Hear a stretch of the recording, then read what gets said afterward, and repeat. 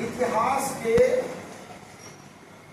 सबसे महत्वपूर्ण व्यक्ति सम्राट अशोक के बारे में हम लोग जानकारी प्राप्त करेंगे।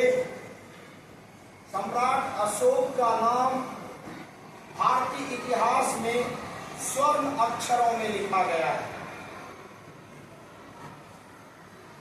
मौर्य वंश के संस्थापक चंद्रगुप्त मौर्य थे।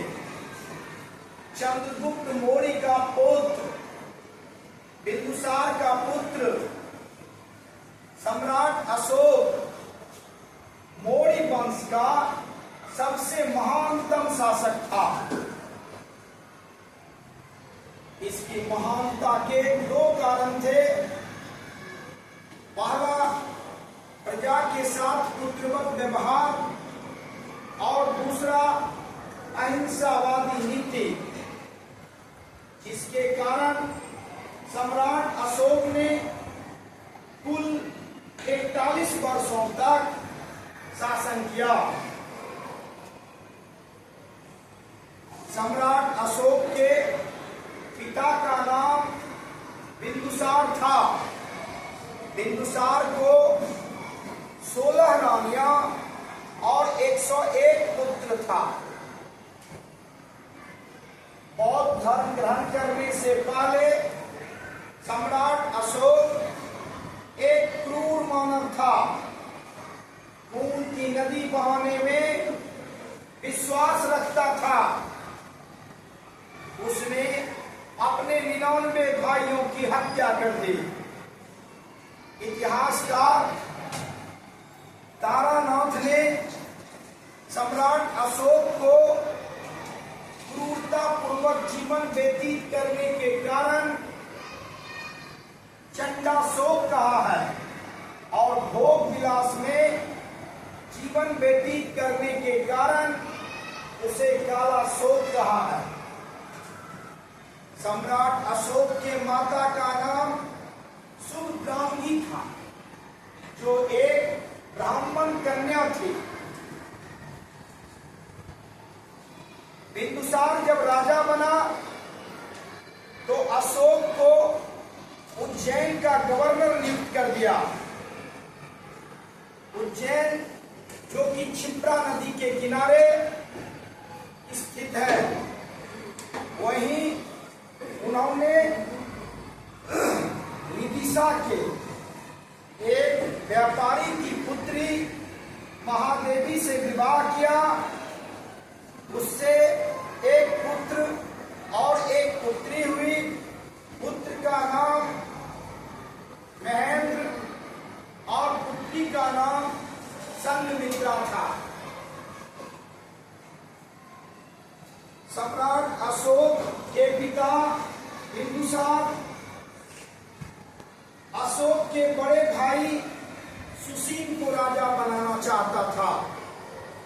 वह देखने में सुंदर था, गुणवान था, बुद्धिमान था और सभी गुण उसमें विद्यमान थे।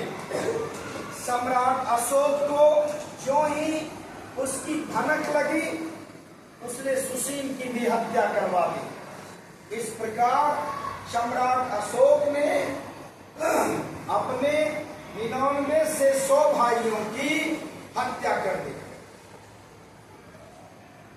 सम्राट अशोक के बारे में कहा जाता है कि बौद्ध धर्म ग्रहण करने से पहले वह शैव धर्म को मानते थे और उसने 2 शिवालय का भी निर्माण करवाया।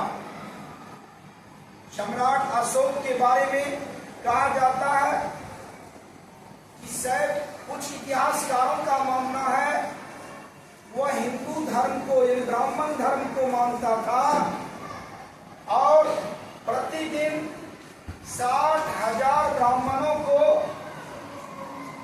भोजन करवाता था। प्रतिदिन 60,000 ब्राह्मणों को वह भोजन करवाता था। सम्राट अशोक 272 ईस्वी पूर्व गद्दी पर बैठा, लेकिन उसका विधिवत राज्याभिषेक 269 ईस्वी पूर्व हुआ।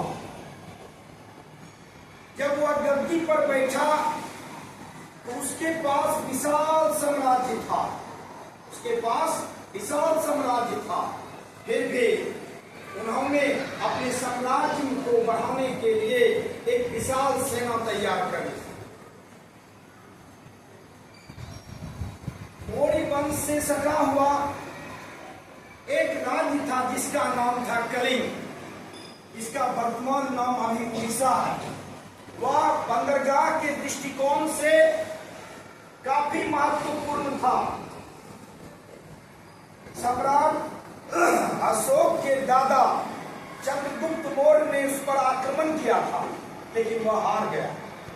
बिंदुसार ने डर के मारे उस पर आक्रमण नहीं किया, लेकिन सम्राट अशोक जब गद्दी पर बैठा तो गद्दी पर बैठने के 8 वर्ष बाद अर्थात 261 ईस्वी पूर्व उन्होंने कलिंग पर आक्रमण कर दिया। सम्राट अशोक को बड़े बड़े साम्राज्य को जीतने में 2 से 4 दिन लगता है, इस छोटे से कलिंग को जीतने में उसे 4 वर्ष लग गया। सम्राट अशोक को खुद युद्ध के मैदान में जाना पड़ा। उन्होंने क्या देखा कि चारों तरफ खून की नदियां बह रही है, लाखों लोग मारे जा चुके हैं। इस हृदय किसी का सर कटा हुआ है, किसी का दोनों हाथ कटा हुआ है, किसी का पैर कटा हुआ है, किसी का आधा शरीर अलग हो चुका है। इस हृदय विदारक दृश्य को देखकर सम्राट अशोक का पत्थर जैसा हृदय मोम की तरह पिघल गया और उसी समय उन्होंने युद्ध करना छोड़ दिया। अपने सैनिकों को भी अस्त्र शस्त्र फेंक देने के लिए कहा और उन्होंने बौद्ध धर्म ग्रहण कर लिया। बुद्धम शरणम गच्छामि, संघम शरणम गच्छामि। मैं बुद्ध के शरण में जाता हूँ, मैं संघ के शरण में जाता हूँ। और बुद्ध को बौद्ध धर्म की शिक्षा उपगुप्त ने दिया था, इसलिए उपगुप्त ने बौद्ध धर्म ग्रहण करने के बाद यह क्रूर मानव या दानव से महामानव बन गया। युद्ध करना छोड़ दिया, मांस कलिंग युद्ध के बाद युद्ध करना छोड़ दिया, मांस खाना छोड़ दिया, मदिरा पीना छोड़ दिया, भोग विलास की जिंदगी व्यतीत करना छोड़ दिया, क्रूरता पूर्वक जो जीवन व्यतीत करता था वह भी छोड़ दिया। वह प्रजापालक बन गया। सड़क बनवाए, सड़क के किनारे पेड़ लगवाए, कुएं खुदवाए, अस्पताल बनवाए और अपने बेटा बेटी महेंद्र और संघमित्रा को बौद्ध धर्म के प्रचार के लिए ब्रिटेन भेज दिया। ब्रिटेन नहीं, श्रीलंका भेज दिया। बौद्ध धर्म के प्रचार प्रसार के लिए कहां भेज दिया? श्रीलंका भेज दिया।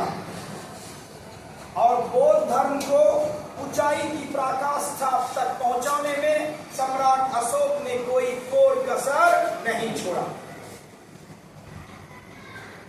सम्राट अशोक की मृत्यु 232 ईस्वी पूर्व हो गया और भारतीय इतिहास के पन्नों में इनका नाम स्वर्ण अक्षरों में लिखा गया।